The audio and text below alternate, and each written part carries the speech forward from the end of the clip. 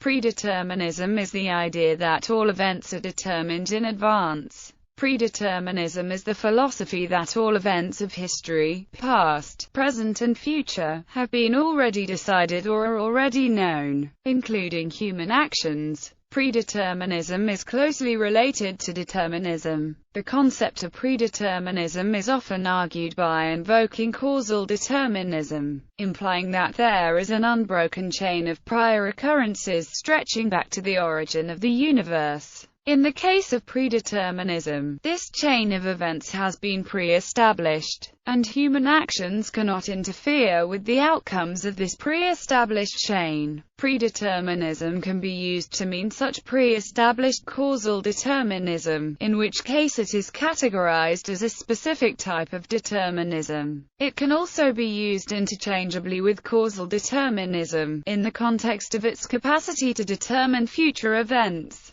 Despite this, predeterminism is often considered as independent of causal determinism. The term predeterminism is also frequently used in the context of biology and hereditary, in which case, it represents a form of biological determinism. Definitional difficulties. Predeterminism is difficult to discuss because its simple definition can logically lead to a variety of similar, complex concepts in metaphysics, theology, and the philosophy of free will. The term predeterminism suggests not just a determining of all events, but the prior and deliberately conscious determining of all events. Due to this, predeterminism and the similar term predetermination are easily and often confused or associated with ideas ranging, for instance, from the physicalist notion of causal determinism to even the theological notion of predestination. A secular example to try to illustrate predeterminism is that a fetus's future physical, emotional, and other personal characteristics as a matured human being may be considered predetermined by heredity, i.e., derived from a chain of events going back long before her eventual birth. However, one of the difficulties with defining predeterminism using this example is that the word predetermine necessarily implies a conscious being doing the determining ahead of time. With regards to predetermined heredity, a conscious being is presumed to be the one speculating on what the fetus's personal characteristics will turn out to be, for example, based on looking at the genomes of the fetus and its ancestors. If there were not this conscious entity, the scientist, then one could say merely that the fetus's characteristics are determined by heredity, rather than predetermined. Predeterminism necessarily implies, at the very least, a passive but all-knowing observer, if not an active planner, designer, or manipulator. This basic scientific idea of hereditary determination, though, already fulfills the definition of causal determinism, a metaphysical concept. While determinism usually refers to a naturalistically explainable causality of events, predeterminism seems by definition to suggest a person or someone who is controlling or planning the causality of events before they occur and who then perhaps resides beyond the natural, causal universe. This creates a definitional conflict because predeterminism, by this understanding, logically leads to a belief in the existence of a conscious being who must determine all actions and events in advance and who, possessing such seeming omnipotence, almost certainly operates outside of the laws of nature. This conscious entity is probably, then, a being who is omnipotent as well as presumably supernatural and omniscient. The definitional confusion here is that there is already a name for this very concept: predestination. Predestination asserts that a supremely powerful being has, in advance, fixed all events and outcomes in the universe. It is a famous doctrine of the Calvinists in Christian theology. Likewise, the doctrine of fatalism already explicitly attributes all events and outcomes to the will of a higher power such as fate or destiny. Furthermore, in philosophic debates about the compatibility of free will and determinism, some argue that predeterminism back to the origin of the universe is simply what philosophers mean by the more common term, determinism. Others have suggested that the term self-determination be used to describe actions as merely determined by an agent's reasons, motives, and desires, when various interpretation of the word predeterminism can be defined even better by other terms, such as the aforementioned determinism, predestination, or fatalism, then the definition of predeterminism itself appears awkward, unclear, and perhaps even worthless in terms of practical or philosophic discussion. Hobart.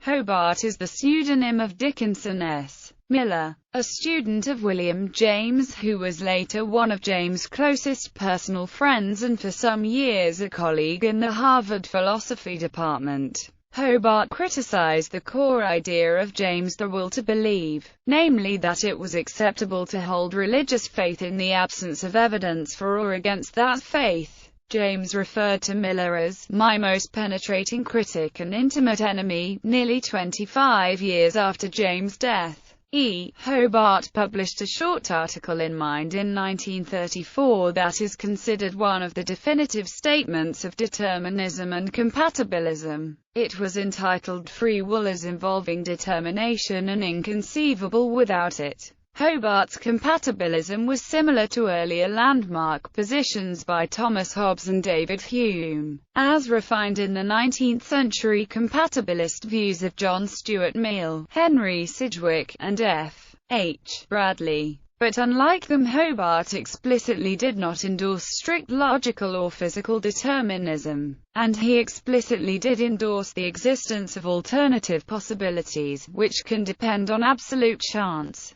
He was writing just a few years after the discovery of quantum mechanics and indeterminacy, and also makes passing mention of the ancient swerve of the atoms espoused by Epicurus. I am not maintaining that determinism is true. It is not here affirmed that there are no small exceptions, no slight undetermined swervings, no ingredient of absolute chance. We say, I can will this or I can will that, whichever I choose. Two courses of action present themselves to my mind. I think of their consequences. I look on this picture and on that. One of them commends itself more than the other, and I will enact that brings it about. I knew that I could choose either. That means that I had the power to choose either. Hobart supports the existence of alternative possibilities for action and the capability to do otherwise, and he clearly prefers determination to determinism. Hobart's article is frequently misquoted as free will as involving determinism. Philippa Foot. Philippa Foot is one who misquoted Hobart's title, but who had the same misgivings about determinism. In 1957 she wrote an article in the Philosophical Review entitled Free Will as Involving Determinism. Nevertheless, she criticized arguments that free will requires indeterminism, and in particular the idea that one could not be held responsible for chance actions chosen for no particular reason. Her article begins with the observation that determinism has become widely accepted as compatible with free will. The idea that free will can be reconciled with the strictest determinism is now very widely accepted. To say that a man acted freely is, it is often suggested, to say that he was not constrained, or that he could have done otherwise if he had chosen, or something else of that kind, and since these things could be true even if his action was determined, it seems that there could be room for free will even within a universe completely subject to causal laws. Foot doubted that the ordinary language meaning of saying our actions are determined by motives has the same meaning as strict physical determinism, which assumes a causal law that determines every event in the future of the universe. She notes that our normal use of determined does not imply universal determinism. For instance, an action said to be determined by the desires of the man who does it is not necessarily an action for which there is supposed to be a sufficient condition. In saying that it is determined by his desires, we may mean merely that he is doing something that he wants to do, or that he is doing it for the sake of something else that he wants. There is nothing in this to suggest determinism in Russell's sense. Foot cited Bertrand Russell's view of causal determinism, the law of universal causation,